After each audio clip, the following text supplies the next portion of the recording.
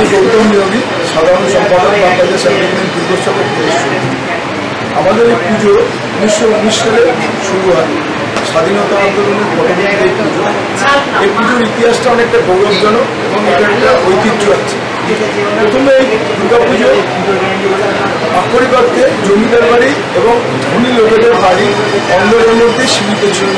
সেখানে সাধারণ মানুষের প্রবেশাধিকার না থাকার জন্য বাগবাজারের কতিপয় যুবক নরেন গোসাইয়ের নেতৃত্বে 1919 সালে প্রথম এই পুজোর কাজ শুরু করে। প্রথম বারোয়ারি পুজোর উপরে এই পুজো আত্মপ্রকাশ করে এবং সকলের সম অধিকার প্রতিষ্ঠার দাবিতে এই পুজোর একদম শুরু হয়। পরবর্তীকালে লেবুবাগান বারোয়ারি পুজো থেকে এই পুজোটা আমাদের কাটাপুকুর লেনে কিছুদিনের জন্য 3টে বছরের জন্য শিফট। তারপরে কুলতলার মাঠে বছর 2-3 জন্য শিফট। 1930 সালে নেতাজি সুভাষচন্দ্র বোস মেয়র পদে আসীন হওয়ার পর তিনি এই পুজোটা এই কলকাতা কর্পোরেশনের এটা ছিল মেঘালয়া, এখন বর্তমানে যে বাগবাজার উদ্যান বলে পরিচিতি লাভ করেছে, এই জায়গায় স্থানান্তরিত করেন। শুধু স্থানান্তরিত করেননি, এই পুজোর সঙ্গে তিনি প্রদর্শনীকে যুক্ত করেন। এই যে মেলা দেখছে এটা নেতাজি সুভাষচন্দ্র বসুর ব্রেনচাইল্ড এবং এর মাধ্যমে তিনি পশ্চিমবাংলার কুটির শিল্প, হস্তশিল্প, চারুশিল্প, কারুশিল্প, পশ্চিমবাংলার শিল্পী সমাজকে সাধারণ মানুষের কাছে পরিচিতি প্রদান করে এবং সাধারণ মানুষ পশ্চিমবাংলার শিল্প সম্বন্ধে অবহিত। এবং আক্ষরিকভাবে আমাদের এই পুজোটা 3টে স্লোগানের ওপর ভিত্তি করে: শিল্প, শিক্ষা, স্বাস্থ্য। এইভাবে তিনি শিল্পের একটা প্রসার লাভের চেষ্টা করে। পরবর্তীকালে উনি এখানে বিলাসটুকু উৎসবের আয়োজন করেন, যেখানে পশ্চিমবাংলা মানে মহাশক্তির আলাদা তিনি এই উৎসবের আয়োজন করেন। এই উৎসবের মূল উদ্দেশ্য ছিল তখনকার যে বিপ্লবী সমাজ ছিল, যারা ব্রিটিশ গভর্নমেন্টকে প্রচণ্ড বেগ, ব্রিটিশ গভর্নমেন্ট তাদের ব্যান করবে, বিভিন্ন বিপ্লবী সংগঠন অনুশীলন সমিতি যার মধ্যে অন্যতম। উনি এই বিপ্লবী সংগঠনের মেম্বারদের এখানে ডেকে এনে বিলাসটুকু উৎসবের মাধ্যমে পাতি খেলা, ছোড়া খেলা, কুস্তি এবং অন্যান্য শারীরিক কসরতের মাধ্যমে সাধারণ মানুষের কাছে পৌঁছে দিতে, যাতে সাধারণ মানুষের মধ্যে জাতীয়তাবাদী চেতনার প্রসার করতে। এবং এইভাবে উনি দুর্গাপুজোকে একটা জাতীয়তাবাদী আন্দোলনের আঙিনায় নিয়ে এসে দাঁড় করিয়ে দিয়েছে। এর ঐতিহ্য তো ভীষণভাবে উজ্জ্বল আমাদের কাছে। এবং পরবর্তীকালে এই পুজোর সঙ্গে শহীদ হেমন্ত বসু, আনন্দবাজার পত্রিকার কর্ণধার অশোক কুমার সরকার, বিখ্যাত মিষ্টান্ন ব্যবসায়ী সারদা পেশিদাস অ্যান্ড প্রাইভেট লিমিটেডের কর্ণধার সারদা চরণ দাস এই পুজোর প্রেসিডেন্ট হল। এবং এছাড়াও তুষারকান্তি ঘোষ, অমৃতবাজার পত্রিকা, রবীন্দ্রকান্তি ঘোষ, প্রফুল্লকান্তি ঘোষ, তারাও এই পুজোর সঙ্গে যুক্ত ছিল। তৎকালীন মেয়র স্যার হরিশঙ্কর পাল এই পুজোর সভাপতিতে অনেকদিন আসীন ছিল। এবং বিভিন্ন মনীষীদের পদধূলির ধন্য এই বাগবাজার সার্বজনীন। পরবর্তীকালে আমরা এই পুজোর দায়িত্বভার গ্রহণ করেছি। এই পুজোকে কিন্তু তাদের ভাবনা, চিন্তা এবং আদর্শের পথেই আমরা এগিয়ে নিয়ে যাই। পুজো আমাদের কাছে আক্ষরিকভাবে কোনো ধর্মীয় অনুষ্ঠান নেই।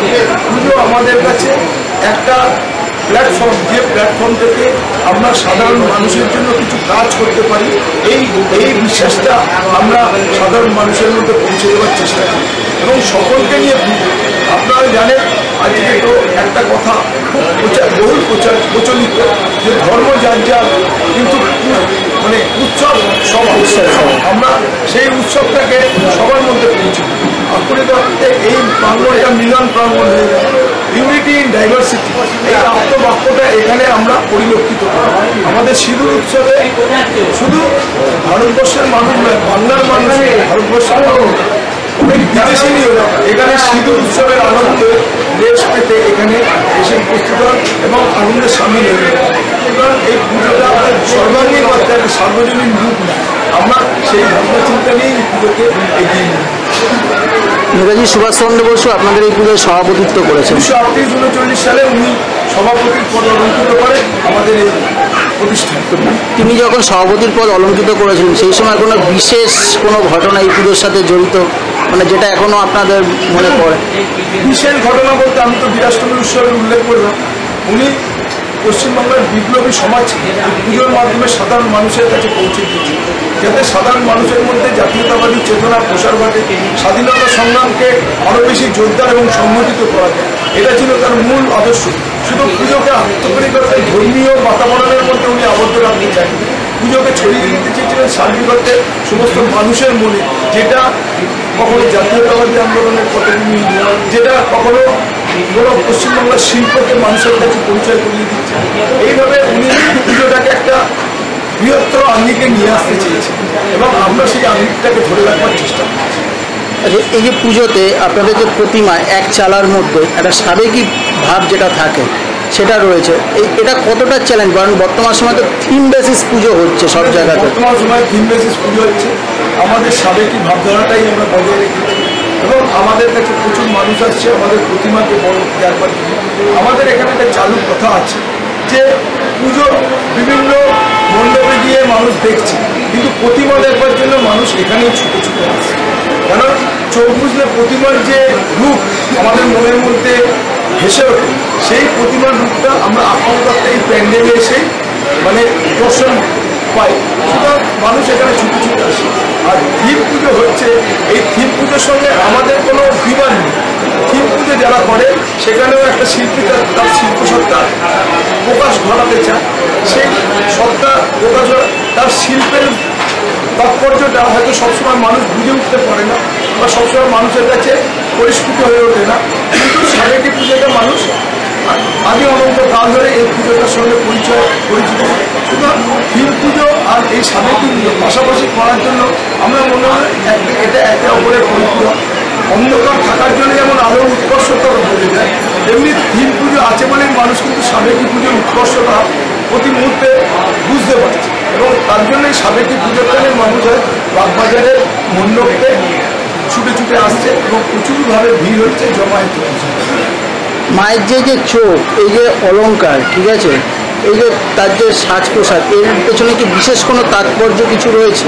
হ্যাঁ, এটা তো একচালা ডাকের সাজ।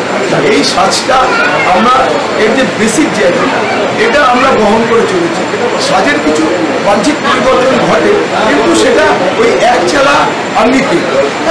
এই সাজটা আমরা কৃষ্ণনগর থেকে আমাদের যিনি শিল্পী জিতেন পালান সরস প্রতিমা শিল্পী, উনি ঠাকুরকে চক্ষুদানের পর যে সাজের প্রকাশ ঘটান সেটা কৃষ্ণনগর থেকে উনি আনান। সেখানে সাজ পোশাকের যিনি শিল্পী উনি এই সাজটা তৈরি করে এখানে পাঠান এবং তারপরে এখানে কিছু লোক সেই সাজটাকে ঠাকুরের অঙ্গে ধারণ করিয়ে ঠাকুরকে পূর্ণাঙ্গ একটা রূপ দেয়, যে রূপটা দেখবার জন্য আমরা সকলে উদ্গ্রীব হই। প্রথম দিন থেকে যারা পুজো করছিলেন পুরোহিতরা, বর্তমান সময়ে কি তাদের বংশধরেরা এখনো পুজো করছে নাকি আপনারা পুরোহিত পাল্টেছেন? না, আমরা সেরকম পুরোহিত পাল্টাইনি। পুরোহিত বা এই প্রতিমা শিল্পীর পরম্পরাই আসছিল, কিন্তু পুরোহিত লাস্ট যিনি করেছেন সত্যসাধন চক্রবর্তী সত্যসাধন ভট্টাচার্য, তা উনি মারা যাওয়ার পর ওনার কোনো বংশধর ছিল না, সেই মানে ছেলে। ফলে আমরা তখন ওনার যারা ওনাকে হেল্প করতো তাদেরই একজন এই পুজোর সঙ্গে যুক্ত মূল পুরোহিত। উনি আবার ওনার দুজন সহকারী হিসেবে দুজনকে নিযুক্ত করে। পরবর্তীকালে এরা আস্তে আস্তে তৈরি হয়ে যাচ্ছে, এরাও আস্তে আস্তে পুজোর সঙ্গে যুক্ত হয়ে যাচ্ছে। সুতরাং মানে প্রতিনিয়ত পরিবর্তনের পক্ষে নেই, যে করছে সে করছে। যদি তার কোনো সুবিধার জন্য সে পুজো না করতে পারে বা তার অবর্তমানে, তখন তার সাথে যুক্ত যারা তারাই আবার এই পুজোর সঙ্গে যুক্ত হয়ে যাচ্ছে। আচ্ছা, মায়ের যে ভোগ আমরা দেখছিলাম নবমী ভোগ হচ্ছে, এই সপ্তমী থেকে দশমী এই 4টে দিন তো মায়ের নিশ্চয়ই ভোগ হয় না? দশমীতে কোনো ভোগ হয় না, সপ্তমী অষ্টমী নবমী এই 3 দিন আমাদের ভোগ হয় এবং আমরা এই রিচুয়াল এই যে ভোগে কি কোনো বিশেষ কিছু রাখেন, কোনো পদ মাকে যে এটা দিতে হবে বা না? ভোগ আপনার ভোগ সবজি করতে ভোগ ঠাকুরকে যেটা প্রদান করা সেটা খিচুড়ি ভোগ, তার সঙ্গে যে একটা তরকারি থাকে আমাদের মায়ের কাছে ভোগ দেওয়া হয়তো কখনো আলু ফুলকপির তরকারি হয়, কখনো শুক্তো আজকে যেমন অন্ন ভোগ, তাতে ভাত ডাল শুক্তো এইগুলো হচ্ছে। আবার খিচুড়ির দিন সত্তর রসুন খিচুড়ি আলু ফুলকপির তরকারি চাটনি পায়েস, এই মানে এমন কিছু আহামরি ব্যাপার নয়, কিন্তু এইটাই মানুষের কাছে প্রচণ্ড সুস্বাদু মানে মানুষ এই ভোগ পাওয়ার জন্য কিন্তু অধীর আগ্রহে অপেক্ষা করে থাকে পুজোর এই দিনগুলোতে ঠাকুরের একটু প্রসাদ খাওয়ার জন্য। আচ্ছা, আপনাদের যে বীরাষ্টমী উৎসবটা, এটার মাধ্যমে আপনারা কি বার্তা দিতে চান মানুষের কাছে? বীরাষ্টমী উৎসব অ্যাকচুয়ালি আপনারা ছোটবেলায় মন্ত্রশক্তি বলে একটা অনুদান দিয়েছিল, একটা গল্প করেছি। এই যে লাঠি খেলা, এই লাঠি খেলার মধ্য দিয়ে একটা মানুষের কনসেন্ট্রেশন তৈরি হয়েছে, একাগ্রতা। এই এখনো একটা মানুষের মধ্যে একাগ্রতা না থাকলে সে কোনো কাজে সফল হতে পারে। জাতীয়তাবাদী আন্দোলনে এই যে জায়গাগুলো তৈরি হচ্ছিল, এখানেও একাগ্রতা দরকার, যে একটা ফোকাস। এই ফোকাসটা না থাকলে আমি স্বাধীনতা আন্দোলনে যেভাবে আমি চাইছি সেভাবে সফল হতে পারবো। আজকেও মানুষকে আমরা সেই বার্তাটা দিতে, আজকে হয়তো স্বাধীনতার প্রয়োজনীয়তা, কিন্তু জীবনের নানা সংগ্রামে নিজের যে ফোকাস সেটা যাতে হারিয়ে না যায়, একাগ্রতা যাতে না হারিয়ে যায়, তার জন্য এই বীরাষ্টমী উৎসবের একটা আলাদা তাৎপর্য আছে মানুষের। এর মাধ্যমে আমরা মানুষকে বার্তা দিতে চাই যে শক্তির আরাধনায় নিজেকে আরও ফোকাস করো, যে কাজে যাচ্ছ সেই কাজটা একাগ্রতার সাথে সম্পন্ন করো, তাহলে তুমি জীবনে সফলতা পেয়ে। আচ্ছা, দশমীতে মায়ের যখন বিসর্জন হয় সেটা আপনারা কীরকমভাবে করেন? মানে দশমী ছাড়ার সাথে সাথে মানে সেখানে কোনো নীলকণ্ঠ পাখি বা এরকম কোনো ব্যাপার থাকে? এটা তো একটা রিচুয়াল আছে। দশমীতে ঘট বিসর্জন হয়, তারপরে সিঁদুর উৎসব হয়। সিঁদুর উৎসব যখন সমাপ্ত হয় তারপরে ঠাকুরকে আমরা ইমার্শনের জন্য তৈরি করি, বিসর্জনের জন্য তৈরি করি। সেটা একটা ট্রলির ওপর তৈরি করতে হয়। তারপরে আমরা এই পল্লীর নানা রাস্তা প্রদক্ষিণ করি, আমরা গঙ্গাভক্তকে নিবেদন করি। সেটা কি দশমী ছাড়ার সাথে সাথে করেন নাকি এটা প্রতিমা আরও একদিন থাকে? না না না, দশমীর দিনই আমাদের ইমার্শন বিসর্জন। আমরা কোনোদিন ঠাকুরকে রেখে দেওয়ার করতে পারি না, যদি না কোনো আনঅ্যাভয়েডেবল সিচুয়েশন তৈরি হয়। এই যে এত দর্শনার্থী আসছে, ঠিক আছে, তাদের নিরাপত্তার দিক থেকে আপনারা কি কি ব্যবস্থা নিয়েছেন? দেখুন, এত দর্শনার্থী আসছে, প্রথমত তাদের সুশৃঙ্খলভাবে প্যান্ডেলে প্রবেশ করার জন্য একটা আমাদের দায়িত্ব আছে। আমাদের প্রায় 250-300 ভলেন্টিয়ার্স, বাচ্চা থেকে বয়স্ক লোক অব্দি ভলেন্টিয়ারের কাজ করে। সেখানে মানুষ যাতে সুশৃঙ্খলভাবে একদিক দিয়ে ঢুকতে পারে, একদিক দিয়ে বেরোতে পারে, সেই কাজটা দেখি।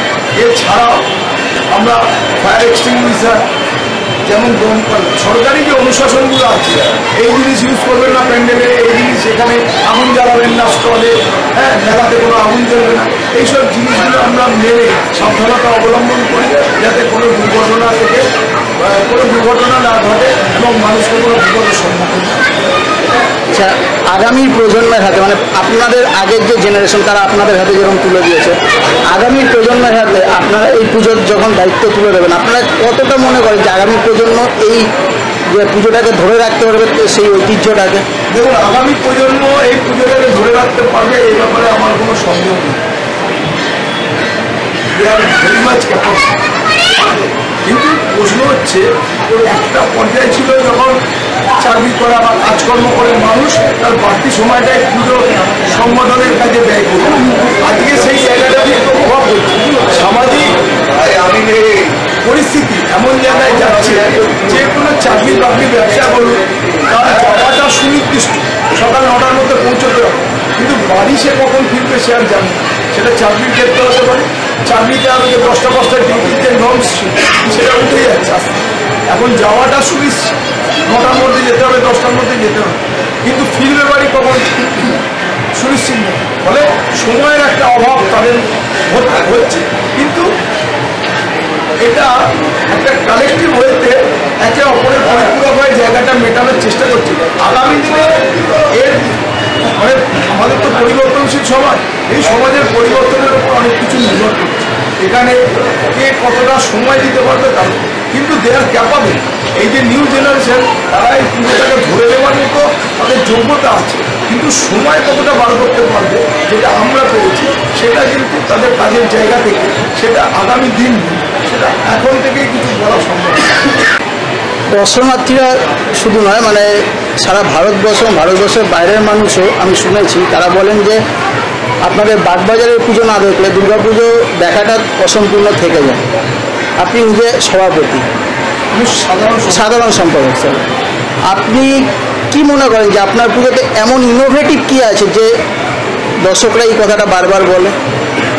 এটা আপনার নিজস্ব ব্যক্তিগত ওপিনিয়ন কি হতে পারে, কি আছে ইনোভেটিভ? দেখুন, এইটা দর্শকদের আকর্ষণ করার একটা জায়গা হচ্ছে আমরা যে সাবেকি ভাবনার সঙ্গে নিজেদের জড়িয়ে ফেলেছি। দর্শকরা এই ভাবনার সঙ্গে নিজেদের তাদের অ্যাটাচমেন্টটা এই ভাবনার সঙ্গে হয়ে গেছে। ফলে তারা বিভিন্ন জায়গায় বিভিন্ন রকম ধরনের ঠাকুর প্রতিমা করে দর্শন করছে, কিন্তু তাদের একটা মানুষ তো প্রতিমার একটা রূপ কল্পনা করে থাকে ছোটবেলা থেকে। প্রতিমার রূপ এই ধরনের, বাগবাজার সার্বজনীনের প্রতিমার যে রূপটা, একটা মানুষ চোখ বুঝলে সেই রূপটাই প্রত্যক্ষ করে। ফলে প্রতিমা দেখবার জন্য মানুষ এখানে উঠছে।